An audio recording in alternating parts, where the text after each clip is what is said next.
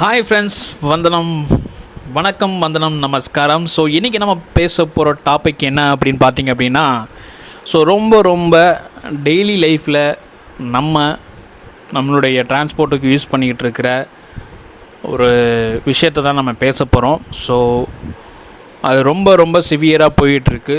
அது பேன் பண்ணுவாங்களா இல்லையா அப்படிங்கிறது தான் ரொம்ப டீட்டெயிலாக நம்ம இந்த வீடியோவில் பார்க்க போகிறோம். ஸோ என்னுடைய வீடியோ நீங்கள் என்னுடைய சேனலை நீங்கள் சப்ஸ்கிரைப் பண்ணாமல் இருந்தீங்கன்னா சப்ஸ்கிரைப் பண்ணிடுங்க. பக்கத்தில் இருக்க அந்த பெல் பட்டனை கிளிக் பண்ணிட்டீங்கன்னா நான் போடுற அடுத்தடுத்த வீடியோ உங்களுக்கு நோட்டிஃபிகேஷனாக வரும்.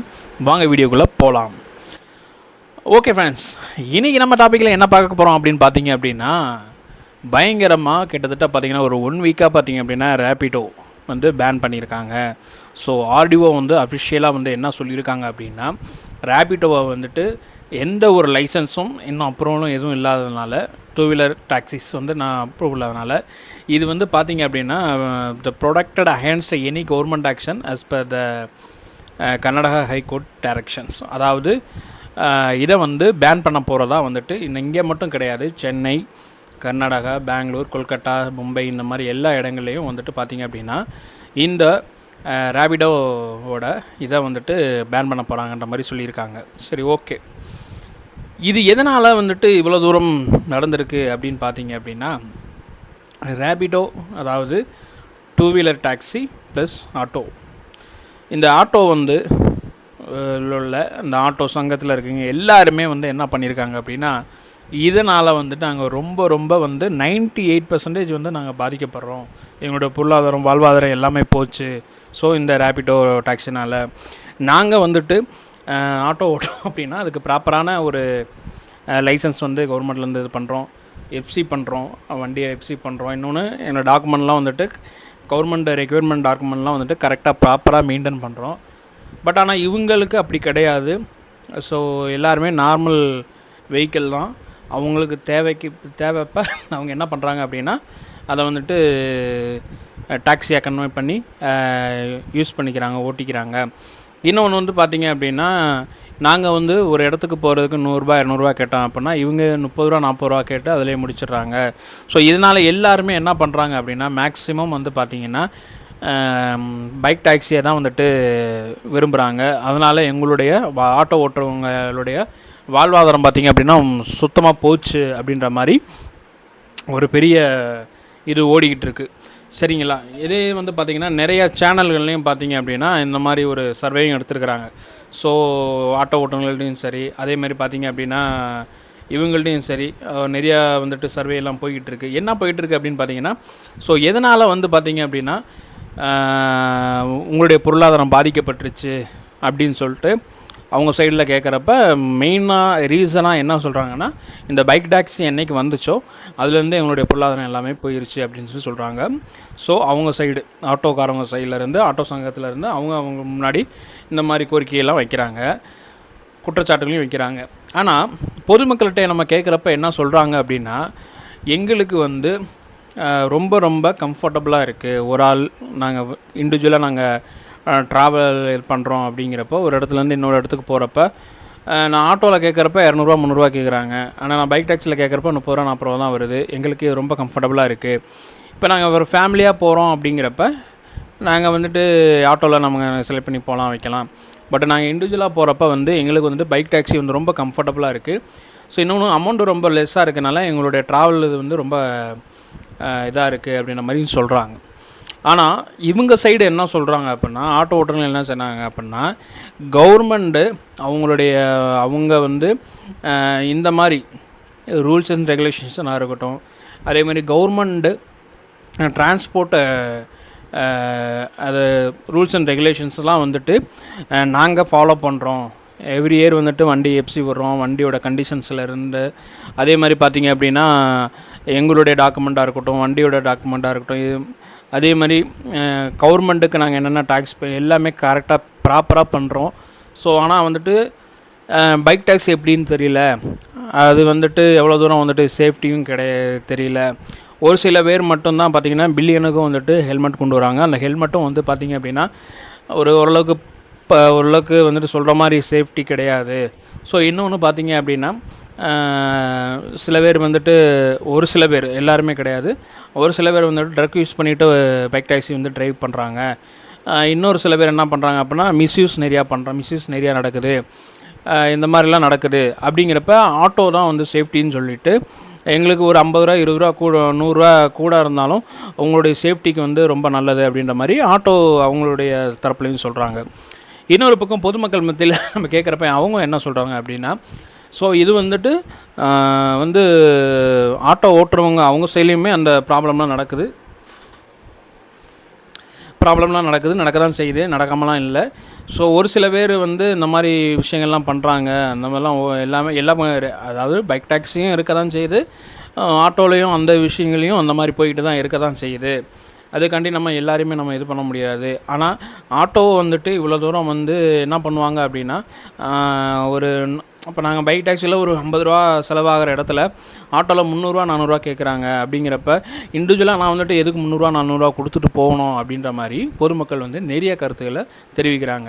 இப்போ வந்து மித்த ஸ்டேட், அதாவது இது வந்து பார்த்திங்கன்னா மெட்ரோ சிட்டிஸ்லாம் எல்லாமே கம்பல்சரி வந்து பார்த்திங்க அப்படின்னா பைக் டாக்ஸிக்கு வந்துட்டு கிட்டத்தட்ட பார்த்திங்க அப்படின்னா ஒரு 85% ஆஃப் பீப்புள்ஸ் வந்து பைக் டாக்ஸிஸை சப்போர்ட் பண்ணி தான் பேசுகிறாங்க. ஏன்னா அவங்களுடைய வாழ்வாதாரம் இருக்கட்டும், டெய்லி லைஃப்பில் வந்துட்டு அவங்களுடைய முழுக்க பார்த்திங்க அப்படின்னா அவங்களுடைய சொந்த டிரான்ஸ்போர்ட்டை நம்பி இந்த மாதிரி ரேபிடோ இந்த மாதிரி விஷயங்களை நம்பி தான் அவங்களுடைய வாழ்வாதாரம் போயிட்டுருக்கு. ஏன்னா அவங்க இப்போ அவங்களுடைய பைக்கை எடுத்துகிட்டு போகிறாங்க வைக்கிறாங்க அப்படின்னா சிங்கிளாக தான் போகிறாங்க. சிங்கிளாக போகிறதுக்கு பார்த்திங்க அப்படின்னா ஒரு ஒரு 100 200 பெட்ரோல் போடுற மாதிரி வரும். ஸோ இப்படிங்கிறப்ப பைக் டாக்ஸிங்கிறப்ப அவங்களுடைய ட்ராவல் மோடு வந்து அதுக்கேற்ற மாதிரி அவங்க பிளான் பண்ணிட்டாங்க அப்படின்னா ஸோ ரொம்ப கம்மியாக வரும். இன்னொன்று வந்துட்டு எப்படி சொல்கிறதுனா, அவங்களுக்கு போகணுன்னு நினைக்கிற இடத்துக்கு சீக்கிரமாக டக்குன்னு போயிடலாம். ஸோ அதுதான். இன்னொன்று அது மறுபடியும் போயிட்டு பார்க்கிங் பண்ணுறதுக்குலாம் ரொம்ப கஷ்டமாக இருக்கும், அவங்களுடைய சொந்த வெஹிக்கிளை கொண்டு போகிறதுக்கு வைக்கிறதுக்கு. ஸோ இன்னும் அதனால் வந்து என்ன பண்ணுறாங்க அப்படின்னா நிறைய பேர் இன்றைக்கி வந்துட்டு ஆட்டோவோ இல்லை டாக்ஸியோ கார் டாக்ஸியோ புக் பண்ணுறதுக்கு பைக் டாக்ஸி வந்து பார்த்திங்க அப்படின்னா எங்களுக்கு ரொம்ப கம்ஃபர்டபுளாக இருக்குது. தயவுசெய்து இதை வந்து பேன் பண்ணாதீங்கன்னு சொல்லிட்டு கவர்மெண்ட்டை கேட்டுக்கிறோன்னு சொல்லிட்டு நிறைய பொதுமக்கள் வந்து பார்த்திங்கன்னா நிறைய யூடியூப் சேனல் மூலமாக வந்துட்டு அவங்களுடைய கருத்துக்களை தெரிவிச்சிட்ருக்குறாங்க. பட் இது ஒரு பக்கம் தெரிஞ்சாலுமே ஆட்டோ ஓட்டுநர்கள் இருக்கட்டும், கால் டாக்ஸி அவங்களாம் இருக்கட்டும், அவங்க என்ன சொல்கிறாங்க அப்படின்னா, ஸோ நாங்களும் வந்து கவர்மெண்ட்டுக்கு ப்ராப்பராக எல்லா விஷயங்களையும் நம்ம பண்ணுறோம் வைக்கிறோம், பட்டு ஆனால் வந்துட்டு எந்த ஒரு டாக்குமெண்ட்டுமே வந்துட்டு கரெக்டாக இருக்கா என்னன்னு தெரியாது. ஆனால் அவங்க வந்து அவங்களுக்கு வந்து சேஃப்டியாக இல்லையான்னு தெரியாது. ஆனால் பட் அதை மட்டும் பைக் டாக்ஸிக்கு வந்து ஏன் அப்ரூவல் கொடுத்து இவ்வளோ தூரம் இது பண்ணணும் வைக்கணும். ஸோ இது வந்து எங்களுக்கு வந்து ரொம்ப எங்களுடைய வாழ்வாதாரத்தை ரொம்ப பாதிக்குது, அதனால் அதை கண்டிப்பாக நாங்கள் எதிர்ப்போம் அப்படின்ற மாதிரி அவங்க சைட்லேயும் சொல்லியிருக்கிறாங்க. சரி, ஓகே. இப்போ என்ன நடக்க போகுது, ஒருவேளை பேன் ஆகக்கூடிய வாய்ப்புகள் நிறையா இருக்குது அப்படின்ற மாதிரியும் சொல்லியிருக்காங்க.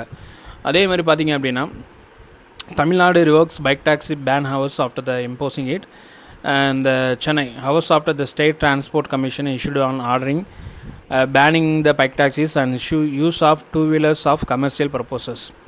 Tamilnadu Transport Minister S.S. Sivasankar reversed it, citing a lack of clarity from the center. அதாவது பார்த்திங்க அப்படின்னா தமிழ்நாட்டில் வந்துட்டு கிட்டத்தட்ட பேன் ஆன மாதிரி தான். ஏன்னு பார்த்திங்க அப்படின்னா இதோட டாக்ஸி, அதாவது டூ வீலர் டாக்ஸியை வந்து பேன் பண்ணுறதுக்கு நிறையா வாய்ப்புகள் இருக்குது. அதுக்குரிய வந்துட்டு நம்மளுடைய தமிழ்நாடு டிரான்ஸ்போர்ட் மினிஸ்டர் எஸ்.எஸ். சிவசங்கரும் வந்து பார்த்திங்கன்னா அதை வந்து கன்சிடர் பண்ணியிருக்காருன்ற மாதிரி சொல்கிறாங்க. ஸோ இன்றைக்கி ஏன்னா மக்கள் மத்தியிலும் வந்துட்டு பார்த்திங்க அப்படின்னா இதுக்கு வந்து ஒரு பெரிய எதிர்ப்பு இருந்தாலும் இன்னொரு பக்கம் பார்த்திங்க அப்படின்னா ஒரு சேஃப்டி இஸ் வெரி இம்பார்ட்டண்ட். ஏன்னா நிறைய பேர் பார்த்திங்க அப்படின்னா பொதுமக்களே ஒரு சில பேர் வந்துட்டு இதை விரும்ப மாட்டாங்க. ஏன்னா இன்றைக்கி ஒரு லேடிஸ் இருக்காங்க, லேடிஸுங்கிறப்ப என்ன பண்ணுறாங்க அப்படின்னா அவங்க எந்த ஒரு, அதாவது இன்ன வரைக்கும் நடக்கலை, பட் ஒரு சில இடங்கள் அங்கங்கே மிஸ்யூஸ்லாம் நடந்திருக்கு, சில ப்ராப்ளம்லாம் வந்திருக்கு. பொதுமக்கள்லேயுமே ஒரு சில பேர் என்ன சொல்கிறாங்க அப்படின்னா பைக் டாக்ஸிங்கிறது வந்து சேஃப்டி கிடையாது. ஏன்னா மித்த பகல் டைமில் இப்போ என்ன பண்ணுறாங்க அப்படின்னா ஒருத்தர் என்ன சொல்கிறார் அப்படின்னா ஹஸ்பண்டே வந்து பார்த்திங்கன்னா தன்னோட ஒய்ஃபை வந்து பைக் டாக்ஸியில் அனுப்பி விட்றாரு. ஸோ அதை வந்து பைக் டாக்ஸி ட்ரைவ் பண்ணுறது ஒரு மேலு, அவங்க கூட அனுப்பி விட்றாரு நைட் டைமில் நைட் டியூட்டி இருக்குங்கிறனால. அப்போ அந்த மாதிரிங்கிறப்ப ஏதாவது ஒரு அசம்பாவிதமாக ஏதாவது ஒரு ப்ராப்ளமாக வந்துருச்சு அப்படின்னா, ஸோ அந்த பொண்ணு மட்டும் அந்த மொத்த குடும்பத்தையுமே பாதிக்கும். பட் ஆனால் அவங்க அதை இது பண்ணிக்க மாட்டாங்க. ஏன்னா அவங்களோட ஒர்க்கிங் ஸ்டைலு, இந்த பிஸி ஸ்டைலில் வந்து இதெல்லாம் அவங்களுக்கு ஒரு பெரிய விஷயமா தெரிய மாட்டேங்குது. பட் இதை பார்த்துட்டு என்ன பண்ணுவாங்கன்னா, ஒரு சில பேர் அவங்களும் இதை வந்து அதிகரிக்கும் போது என்ன ஆகும்னா ப்ராப்ளமும் வர நிறைய வாய்ப்பு இருக்குது. அதனால் வந்து இது கண்டிப்பாக வந்துட்டு பேன் பண்ணணும் அப்படின்ட்டு பொதுமக்களையும் சில பேர் சொல்கிறாங்க. ஏன்னா எப்படின்னா நம்மளுடைய கல்ச்சருக்கு வந்து இது வந்துட்டு சூட்டபுளாக இருக்காதுன்னு சொல்லிட்டு ஒரு சில பேர் சொல்கிறாங்க. அது எப்படி என்னன்னு தெரியல, அது ஒரு வேளை இருக்கலாம். ஏன்னா அது ஒரு இதுதான். இன்னும் நிறைய விஷயங்கள் இருக்குது. ஏன்னா எப்படின்னா பைக் டாக்ஸி புக் பண்ணேன் அப்படின்னு சொல்லிட்டு நிறைய பொய் சொல்கிறதுக்கெலாம் நிறைய வாய்ப்புகள் இருக்குது. காலேஜ் அடிச்சுட்டு கட்டடிச்சிட்டு எங்கேயாவது பாய் ஃப்ரெண்டோட சுத்தம் போகிறப்ப இந்த மாதிரி வந்துட்டு இல்லை நான் பைக் டாக்ஸி புக் பண்ணி அங்கே ஒரு போக்கு இந்த மாதிரி ஏதாவது சொல்கிறதுக்கு அந்த மாதிரி நிறைய இதுலேயுமே பார்த்தீங்க அப்படின்னா நிறைய யூடியூப் சேனல்லையுமே எடுக்கிறப்ப நிறையா பேரும் அவங்களுடைய கருத்துக்களையும் அவங்களுடைய கருத்துக்கள் தானே, அதை நம்ம இது பண்ண முடியாது. ஸோ பட்டு இன்றைக்கி இந்த வீடியோ பார்க்குற எல்லாருக்கும் இது மெட்ரோ சிட்டியில் இருந்தாலும் சரி, நார்மல் வில்லேஜில் இருந்தாலும், வில்லேஜில் அதே மாதிரி நார்மல் சிட்டியில் இருக்கிறவங்க வந்துட்டு கண்டிப்பாக சொல்ல முடியும். ஏன்னா இங்கே ஓலா புக் பண்ண வர்றதுக்கே 1 மணி நேரம் ஆகும். பைக் டாக்ஸிலாம் இங்கே வர்றதுக்கு வாய்ப்பே கிடையாது. நான் சொல்கிறது தமிழ்நாட்டில் பார்த்தீங்க அப்படின்னா கோயம்புத்தூர், சென்னை இந்த 2 இடங்கள்லையும் பார்த்தீங்கன்னா பைக் டாக்ஸி வந்து பயங்கர அளவாக வளர்ந்துருச்சுன்னு நான் சொல்ல முடியும். ஏன்னா இன்னொரு இடத்துலேருந்து இன்னொரு இடத்துக்கு ஆக்சஸ் பண்ணி போகிறதுக்கு ரொம்ப ரொம்ப கஷ்டம். ஓன் வழி வெஹிக்கிளாக இருக்கட்டும், அதாக இருக்கட்டும். அதே மாதிரி பார்த்தீங்க அப்படின்னா ட்ராவல் டைம் வந்து கம்மியாகுது. இப்போ நீங்கள் ஒரு ஆட்டோலையோ இல்லை வந்து ஒரு கார்லேயோ நீங்கள் புக் பண்ணி போகிறீங்க அப்படின்னா இந்த டிராஃபிக்கெல்லாம் வந்துட்டு பார்த்து போகணும் வைக்கணும். ஏன்னா நீங்கள் மேப்பில் போடுறப்ப வந்து உங்களுக்கு வந்து கார்னால் அந்த ரோட்டில் மெயினான ரோட்டில் போய் நீங்கள் இது பண்ணுற மாதிரி தான் இருக்கும். ஆனால் நீங்கள் பைக் டாக்ஸிங்கிறப்ப ஒரு சின்ன ஸ்ட்ரீட்டுக்குள்ளே கூட உள்ளே போயிட்டு ஷார்ட்டாக நீங்கள் இது பண்ணி போய்க்கலாம். அதாவது பார்த்திங்க அப்படின்னா ஒரு பக்கம் வந்து அப்படின்னா மணி சேவிங்ஸ், இன்னொரு பக்கம் பார்த்திங்க அப்படின்னா டைம் சேவிங்ஸ் ஆல்சோ. ஸோ அப்படிங்கிறப்ப இது நிறையா பேருக்கு ஆஃபீஸ் போகிறவங்களா இருக்கட்டும், அதே மாதிரி ஸ்கூல் காலேஜ் போகிறவங்களா இருக்கட்டும், அதே மாதிரி இந்த மாதிரி ஒரு இடத்துலேருந்து இன்னொரு இடத்துக்கு ஏதாவது ஒரு சின்ன சின்ன பிஸ்னஸ் பண்ணுறவங்க இது பண்ணணுங்கிறப்ப அவங்களுக்கு வந்துட்டு இதை யூஸ் பண்ணுறது ரொம்ப இருக்கும். அப்புறம் இன்னொரு விஷயம் பார்த்திங்க அப்படின்னா பைக் டாக்ஸியில் வந்துட்டு இன்னொரு ஆப்ஷன் இருக்குது. இன்னும் ஒரு பார்சலை வந்து இன்னொரு இடத்துல கொடுக்கணும். இப்போ நீங்கள் அந்த இடத்துக்கு போக தேவையில்லை. பட் நீங்கள் ஒரு பார்சலை கொடுக்கணும் அப்படின்னா பைக் டாக்ஸி மூலமாக என்ன பண்ணுறாங்க அப்படின்னா புக் பண்ணி இங்கேருந்து இன்னொரு பார்சல் இன்னொரு இடத்துக்கு அனுப்புகிறாங்க. பட் அது எந்தளவுக்கு சேஃப்டியோ இல்லை எந்த மாதிரி விஷயங்களோ அடங்குமா அப்படின்னு தெரியல. அந்த விஷயம் இருக்குன்ற மாதிரி கேள்விப்பட்டேன். அது எந்தளவுக்கு உண்மைன்னு எனக்கு தெரியல. அதாவது இப்போ நான் ஒரு பொருள் இருக்குது, இப்போ நான் இங்கே வந்து பார்த்திங்க அப்படின்னா நான் வந்து சென்னையில் இருக்கேன், சென்னையில் தாம்பரத்தில் இருக்கேன் அப்படின்னா தாம்பரத்துலேருந்து நான் வந்துட்டு சென்னை சென்ட்ரலுக்கு வந்துட்டு ஒரு பார்சல் அனுப்பணும். அங்கே உள்ள ஏதோ ஒரு கடைக்கோ இல்லை ஏதோ ஒரு இதுக்கோ இல்லை என் வீட்டோட சம்மந்தமாக ஏதோ ஒரு விஷயம் திங்ஸ் அனுப்பணும்ப்போ நான் அதை வந்துட்டு ரேபிடோ மூலம் புக் பண்ணி அதுக்குன்னு ஒரு ஆப்ஷன் இருக்குது. அந்த இதை நம்ம பார்சல்னு சொல்லிட்டு அந்த ஒரு ஆப்ஷன் புக் பண்ணி நம்ம வந்து அங்கே போய்ட்டு அவங்க டெலிவரி பண்ணி நார்மலாக இது பண்ணுற மாதிரி அனுப்பிக்கலாம். அன்றைக்கே ஒரு 1 ஹவரில் வந்துட்டு எல்லாமே இதாயிரும். ஸோ இந்த மாதிரி வசதிகளும் இருக்குது.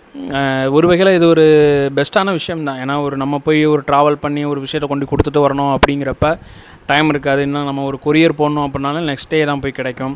இந்த மாதிரி நிறைய இதெல்லாம் இருக்குது. பட் ஆனால் இந்த பைக் டாக்ஸி வந்ததுக்கப்புறம் பார்த்திங்கன்னா நிறைய பேருக்கு, அதாவது சின்ன சின்ன பிஸ்னஸ் பண்ணுறவங்களா இருக்கட்டும், ஸ்கூல் போகிற காலேஜ் போகிற அதே மாதிரி ஒர்க்குக்கு போகிறவங்க, இவங்க எல்லாருக்குமே ரொம்ப ரொம்ப ரொம்ப கம்ஃபர்டபுளாக இருக்கிற ஒரு டிரான்ஸ்போர்ட், அதாவது வசதி என்ன அப்படின்னு பார்த்திங்கன்னா இந்த பைக் டாக்ஸி தான். மணி சேவிங்ஸ், இன்னொரு பக்கம் டைமிங் சேவ் ஆகுது. இது ரொம்ப ரொம்ப கம்ஃபர்டபுளாக இருக்குது. இதை பேன் பண்ணிட்டாங்க அப்படின்னா ஸோ எவ்வளோ தூரம் வந்துட்டு மக்கள் சிரமப்படுவாங்கன்னு தெரியல. பட் இந்த வீடியோ பார்க்குற நீங்கள் பைக் டாக்ஸி பேன் பண்ணுறது நல்லதா இல்லை தேவையில்லாததா அப்படின்னு நீங்கள் நினச்சிங்க அப்படின்னா கமெண்டில் வந்து சொல்லுங்கள். இல்லை பைக் டாக்ஸி வந்து நல்லது தான் எங்களுக்கு, நீங்கள் அந்த மாதிரி நீங்கள் டெய்லியும் ட்ராவல் பண்ணி பைக் டாக்ஸி மூலம் போய்கிட்டுருக்கீங்க, எனக்கு வந்து டைமிங் சேவ் ஆகுது, இன்னொரு பக்கம் எனக்கு மணியும் சேவ் ஆகுது, அதனால் தயவுசெய்து இதை பேன் பண்ணாதீங்க அப்படின்னா ஸோ பைக் டாக்ஸி வந்து நோ பேன் பைக் டாக்ஸி அப்படின்ற மாதிரி கமெண்டில் வந்து சொல்லுங்கள். இன்னொரு பக்கம் நீங்கள் இன்னொரு விஷயம் என்ன பண்ணால் ஒரு சில பேர் இன்னும் மறுபடியும் என்ன பண்ணுறாங்கன்னா இது சேஃப்டி கிடையாது. ஸோ இன்னொன்று வந்து அன்டைமில் போகிறப்ப ஏதாவது தவறுகள் நடந்தால் யார் பொறுப்பாக முடியும், அதனால் பைக் டாக்ஸி வந்து சேஃப்டி இல்லை. இன்னொரு பக்கம் என்ன சொல்கிறாங்க அப்படின்னா ப்ராப்பராக வந்து பார்த்திங்க அப்படின்னா டாக்குமெண்ட்ஸ் எல்லாம் கரெக்டாக இது பண்ண மாட்டுறாங்க. ஒரு சில பேர் வந்து ட்ரக்கு அடிச்சுட்டு ட்ரைவ் பண்ணுறாங்க பைக் டாக்ஸியில். ஆட்டோலேயும் அந்த விஷயங்கள்லாம் நிறையா நடக்குது. அது மாதிரி கம்ப்ளைண்ட்டும் வருது. ஒரு சில இடங்கள்ல அங்கங்கே அப்யூஸ் நடந்திருக்கு அப்படின்ற மாதிரியும் சொல்கிறாங்க. சரி, ஓகே, அது ஒரு பக்கம் இருக்கட்டும். அவங்களும் நோ, அதாவது பேன் பைக் டாக்ஸி அப்படின்றதையும் கமெண்டில் சொல்லுங்கள். இல்லை, நான் வந்துட்டு ஆட்டோ கார் டாக்ஸி வந்துட்டு ரொம்ப ரொம்ப வந்து சூட்டபிள். ஆனால் ஆட்டோ கார் டாக்ஸியோட அந்த டிரான்ஸ்போர்ட் ரேட், அதாவது அந்த ட்ராவல் பண்ணுற அந்த ஃபேர் இருக்குல்ல, அவங்க கம்மி பண்ணாங்க அப்படின்னா ரொம்ப நல்லது. இப்போ ஒன்றும் இல்லை, நீங்கள் வந்து ஒரு தாம்பரம் ஜங்ஷன்லேருந்து நிருபை பள்ளிக்கரணை நீங்கள் போனீங்கன்னா இன்றைக்கி ஒரு 200 ருபீஸ் வாங்குறாங்கன்னு வச்சுக்கோங்களேன். தாம்பரம் டு பள்ளிக்கரணை அந்த ஏரியாவுக்கு நீங்கள் வரணும் அப்படின்னா ஒரு 200 ருபீஸ் வாங்குறாங்க. அப்படிங்கிறப்ப இப்போ வாங்குறாங்க. அப்போ ஆட்டோவெல்லாம் எல்லாம் சேர்ந்துட்டு ஒரு 120 இல்லை சம்திங் 100 ருபீஸோ இல்லை 120 இந்த மாதிரி நீங்கள் வாங்குறப்ப என்ன பண்ணுவாங்க அப்படின்னா, பேசஞ்சர் என்ன பண்ணுவாங்க அப்படின்னா கொஞ்சம் கன்சிடர் பண்ணிவிட்டு இதில் அதாவது ஆட்டோ உள்ள வர்றதுக்கு ரொம்ப ரொம்ப நிறைய நல்லது. ஸோ இது ஆட்டோ ஓட்டுறவங்களும் அந்த விஷயத்தை நம்பி, அந்த ஆட்டோ தொழிலை நம்பி இருக்கிறாங்கல்ல, ஸோ அவங்களுக்கும் ரொம்ப நல்லதாக இருக்கும். நீங்களும் இதை கன்சிடர் பண்ணணும். ஏன் அப்படின்னா நிறையா பேர், நானே வந்து நிறைய இடத்துல பாதிக்கப்பட்டிருக்கேன். பார்த்திங்கன்னா சென்னைக்கு ஒரு டைம் போயிருக்கிறேன். இப்போ கிடையாது, ஒரு 5-6 இயர்ஸ்க்கு முன்னாடி போயிருக்கேன். அப்போ வந்து பார்த்திங்க அப்படின்னா நான் க்ரீன் பார்க் ஹோட்டல்லேருந்து நான் ஏற போகிறேன். அந்த ஸ்டாப்லேருந்து நான் ஏறுறேன். நான் போகிறது கோயம்பேடு பஸ் ஸ்டாண்டு, சரிங்களா? அங்கேருந்து ஏறின உடனே அவர் என்ன கேட்குறாருன்னா, ஆக்சுவலாக அவர் வந்து எங்கேயோ ட்ராப் பண்ணிவிட்டு வரவர் தான். அப்போ நான் கேட்குறேன், இந்த மாதிரிங்கிறப்ப 80 ரூபா கொடுங்க என்னமோ கேட்டார் நினைக்கிறேன். 80 ரூபாவா 50 ரூபா கேட்டார். 50 ரூபா கொடுங்க, 80 ரூபா நினைக்கிறேன். 50 ரூபா கொடுங்கன்னு கேட்டார். நான் என்ன பண்ணிட்டேன், சரி ஓகே அப்படின்னு சொல்லிட்டு கோயம்பேடு ஆம்னி பஸ் ஸ்டாண்டில் இறக்கி விடுங்கன்னு. இவர் என்ன பண்ணணும், கோயம்பேடு ஆம்னி பஸ் ஸ்டாண்டில் இறங்கி விட்டோம் அப்படின்னா ஒரு மறுபடியும் வரணும் அப்படிங்கிறக்காண்டி என்ன பண்ணுறாரு, இங்கே அவருக்கு இந்த இடத்துலையே வந்துட்டு கோயம்பேடு கவர்மெண்ட் பஸ் ஸ்டாப்புக்கு முன்னாடி இறக்கி விட்டுட்டு 80 ரூபா கொடு அப்படின்னாரு. நான் 80 ரூபா கொடுத்துட்டு நான் என்ன சொன்னேன் அப்படின்னா, நான் 80 ரூபா கொடுத்துருக்கேன். 50 ரூபா தான் கேட்டேங்க, 80 ரூபா கொடுத்துருக்கேன். என்னையை கொண்டு போய் கரெக்டாக நான் வந்து என்ன சொன்னேன் உங்கள்கிட்ட, ஆம்னி பஸ் ஸ்டாண்டில் இறக்கி விட சொன்னேன்ல, அங்கே போய் இறக்கி விடுங்க. இல்லை மழை பெய்து வைக்கப்போ நான் நினைஞ்சிட்டே போகணும் அப்படின்னு கேட்கவும் அவர் வந்து அப்படியே சென்னை பஸ்ஸில் கொஞ்சம் தவுளத்தாக பேசினார்.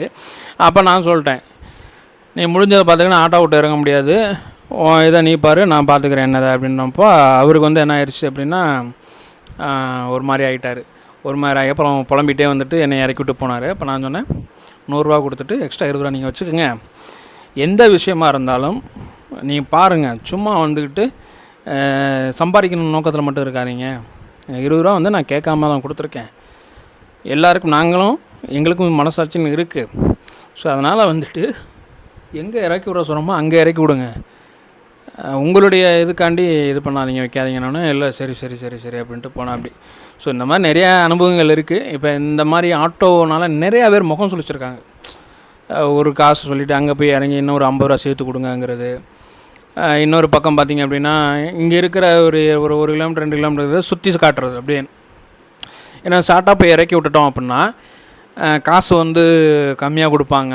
இல்லைப்பா இவ்வளோதான் வந்துருச்சுல, அதுக்குள்ளாட்டியும் காசை கொடுக்குறேன், இவ்வளோ கேட்குற அப்படின்னு கேட்பாங்கன்னு சொல்லிட்டு வேணுமணியே இங்கேருந்து இங்கே ஸ்டார்ட்டாக போகிறதுக்கு இங்கேருந்து இன்னும் 2-3 சிக்னல்லாம் சுற்றி காட்டி வந்து இறக்கி விடுறது. இது வந்து பார்த்திங்க அப்படின்னா கவர்மெண்ட் டாக்ஸிக்காரங்களும் பண்ணுறாங்க, இந்த இவங்களும் சரி கவர்மெண்ட் கார் டாக்ஸிக்காரங்களும் பண்ணுறாங்க, ஆட்டோக்காரங்களும் இந்த வேலை பார்க்குறாங்க. அப்படிங்கிறப்ப நமக்கு என்ன தோணும் அப்படின்னா, என்னடா அது ரொம்ப இது பண்ணுறாங்களே. ஏன்னா இது வந்து நான் மும்பைக்கு இப்போ ஒரு டைம் போயிருக்கேன். ஒரு பில்டிங்னா நடுவில் அந்த சைடு நான் இப்போ இறங்குற இடம் இருக்குது. இவன் இந்த பில்டிங்கே நீ சுற்றி காட்டிக்கிட்டே இருக்கிறான். சுற்றி காட்டிக்கிட்டே இருந்துட்டு கிட்டத்தட்ட ஒரு அதாவது ஆக்சுவலாக ஒரு 2-3 கிலோமீட்டரில் வர வேண்டிய ஒரு விஷயத்த அங்கே ஏற்கனவே வந்து பார்த்தீங்கன்னா ஈவினிங் டைமில் பயங்கர டிராஃபிக் இருக்கும், அது வேறு பிரச்சனை. 4 மணிக்கு ஏறி உட்காந்தவொடனே கிட்டத்தட்ட ஒரு 7 மணி வரைக்கும் எனக்கு சுற்றி காட்டிக்கிட்டே இருந்துட்டு கடைசியில் வந்துட்டு கொஞ்சம் இறக்கி விட்றான். இறக்கி விட்டு என்ன சொல்கிறேன்னா, 600 ரூபா பேசுனது 3 கிலோமீட்டரு டிஸ்டன்ஸுக்கு டிராஃபிக்கு இதுங்கிறனால ஒன்வே இதுங்கிறனால 600 ரூபா பேசுனது. மறுபடியும் இறக்கி விட்டு என்ன சொல்ல, மறுபடியும் 600 ரூபா கொடுறா அப்படின்றான். இறக்கிட்டு நான் வந்துட்டு இந்த இருக்கு, நீங்கள் மறுபடியும் நான் லொக்கேஷன் கரெக்டாக தான் நான் போட்டிருக்கேன், நீ தான் லொக்கேஷன் என்னை கூப்பிட்டு போனேன், நான் உனக்கு வந்து சொல்லிக்கிட்டு இருப்பானா அப்படின்றேன். அவனுக்கு இங்கிலீஷும் தெரிய மாட்டேங்குது. அவன் என்னத்தையோ மராத்தியில் பேசிகிட்டே இருக்கிறான், ஹிந்தியும் இல்லை மராத்தியில் பேசிகிட்டு இருக்கிறான். அப்போ நான் சொல்கிறேன் இந்த மாதிரி வந்துட்டு என்னென்னா அவன் ஃபோன் நம்பர் மேனேஜர் நம்பர்னு சொல்லிட்டு ஒருத்தன் கொடுத்தா அவன்கிட்ட பேசுகிறேன். அவனுக்கும் அரைகுறை இங்கிலீஷ் தான். அப்போ நான் சொல்கிறேன், நாங்கள் வந்து என் கம்பெனியில் வந்து நாங்கள் இது பண்ணுவேன், கம்பெனிலேருந்து தான் எனக்கு வந்து இந்த இதில் வந்து புக் பண்ணி போங்க அப்படின்னு சொல்லிட்டு இது பண்ணுறாங்க, விற்கிறாங்க. நான் அந்த ரெஃபரன்ஸ் மூலமாக தான் நான் இதில் புக் பண்ணி வந்தேன். இல்லை நான் வேறு ஏதாவது டாக்ஸியில் நான் புக் பண்ணி வந்திருப்பேன்ல அப்படின்னு சொல்கிறேன். அதுக்கப்புறம் அவன் என்ன சொல்கிறான், சரி அப்போ ஒரு 300 மட்டும் கொடுங்க ஜெய், 300 மட்டும் பே பண்ணுங்க அப்படின்ற மாதிரி சொல்கிறான். அப்புறம் வேறு வழி இல்லாமல் கிட்டத்தட்ட ஒரு 3 கிலோமீட்டருக்கு சுற்றி காட்டியிருக்கான். அதுக்கு வந்துட்டு 950 ரூபா நான் கொடுத்துட்டு இது பண்ணிட்டு வந்திருக்கிறேன். இந்த மாதிரி நிறையா இருக்குது. அதுக்கப்புறம் பார்த்திங்கன்னா டெல்லி ஏர்போர்ட்டுக்கு ஒரு டைம் வந்து புக் பண்ணி போகிறோம், ஆட்டோவில் புக் பண்ணி போகிறோம். ஆட்டோவில் புக் பண்ணிவிட்டு கிட்டக்க தான் இருக்குன்றானுங்க, ஆட்டோவில் புக் பண்ணி போகிறோம். அவன் போகிறப்பே 600 கேட்குறான், 600 700 கேட்குறான். அப்புறம் 600 50 நம்ம எனக்கு பேசியிருக்கேன் நினைக்கிறேன். மறுபடியும் அந்த ஏர்போர்ட்டுக்கு முன்னாடியே வந்துட்டு நிப்பாட்டிட்டு போயிட்டான். இதுக்கு மேலே வந்துட்டு போகாது, நீங்கள் தான் போகணும் அப்படின்ட்டான். இதுக்கு மேலே போகாது, அப்புறம் எதுக்குடா நீ போகுன்னு சொன்னேன் ஏர்போர்ட்டுக்கு அப்படிங்கிறான். இல்லை போகாது அப்படின்ட்டான். அப்போ என்ன பண்ணுறான், அங்கே வந்து பார்த்திங்க அப்படின்னா ஒரு ஆக்சுவலாக வந்து ஒரு ஆர்மி ஆஃபீஸர் சம்திங் ஏதோ ஒரு கவர்மெண்ட் எம்ப்ளாயி தான், போலீஸ் ஆஃபீஸர் தான் அவரே என்ன பண்ணுறாரு, ஆட்டோ உள்ளே போகாது, இங்கே வந்து டாக்ஸி இருக்குது, நான் வந்து இது பண்ணி கொடுக்குறேன்னு சொல்லிட்டு ஒரு ஆளாக கூப்பிட்றான், விசாரிச்சு கூப்பிட்றான்.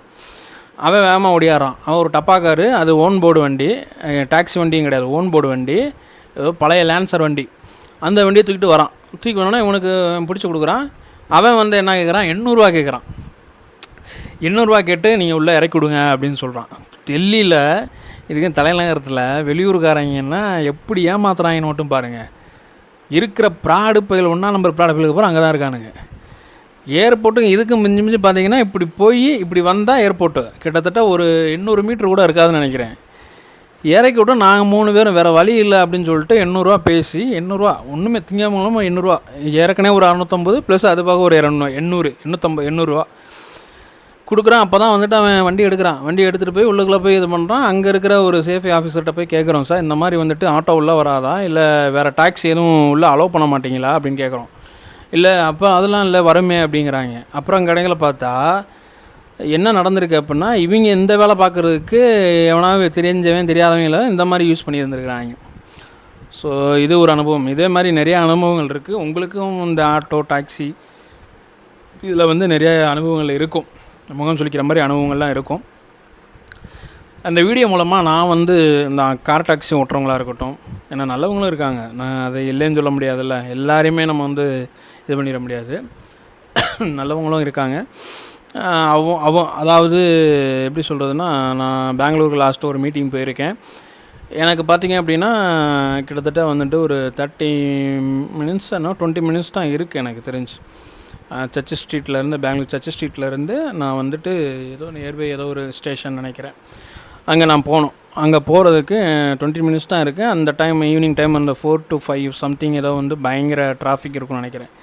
அந்த டிராஃபிக்லேயுமே அவர் வந்து என்ன பண்ணுறாரு, நம்ம இங்கே விழுப்புரத்துக்காரு, ஸோ நான் ட்ரெயினை மிஸ் பண்ணிடக்கூடாது அப்படிங்கிறதுக்காண்டி அவர் வந்து பக்கத்தில் இருக்க சின்ன சின்ன சந்து இதெல்லாம் இது பண்ணி கன்சிடர் பண்ணி கொண்டு போய் விட்டு இது பண்ணார். அவர் வந்து என்ன நான் வந்து எக்ஸ்ட்ரா ஒரு 50 ரூபா கொடுத்தேன். அப்போ அவர் என்ன சொல்கிறேன்னா, தம்பி அது தப்பு, இந்த மாதிரி நீங்கள் கொடுத்து பழகாதீங்க, எனக்கு என்ன இது தேவையோ அந்த அமௌண்ட்டை மட்டும் கொடுங்கன்னு சொல்லிட்டு 200 மட்டும் வாங்கினார். நான் இவர் கொஞ்சம் சீக்கிரமாக வந்து விட்டார், ட்ரெயின் மிஸ் ஆகாமன்னு சொல்லிட்டு நான் விருப்பப்பட்டு ஒரு 50 ரூபாய் சேர்த்து கொடுக்குறேன். அப்போ அவர் என்ன சொல்கிறாருன்னா, அப்படி பழகாதீங்க, 200 மட்டும் கொடுங்க, என்ன காட்டுதோ அந்த அமௌண்ட்டை மட்டும் கொடுங்கன்னு சொல்லிட்டு 200 ருபீஸ் மட்டும் வாங்கினார்.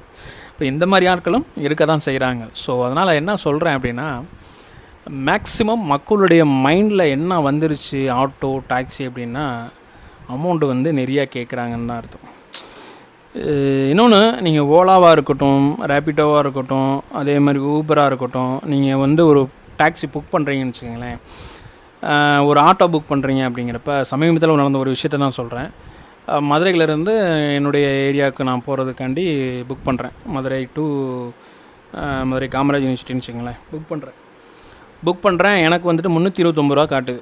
இப்போ நான் என்ன சொல்கிறேன், சரி நைட் டைமில் வரப்போ வந்துட்டு எக்ஸ்ட்ரா நம்ம ஒரு 50 ரூபா சேர்த்து கொடுப்போம், இல்லைன்னா ஒரு 400 ரூபா ரவுண்டாக கொடுத்துடலான்னு சொல்லிட்டு தான் பேசி அந்த மைண்ட் செட்டில் தான் அவர் கூப்பிட்றேன். அவரும் என்ன சொல்கிறாரு அப்படின்னா,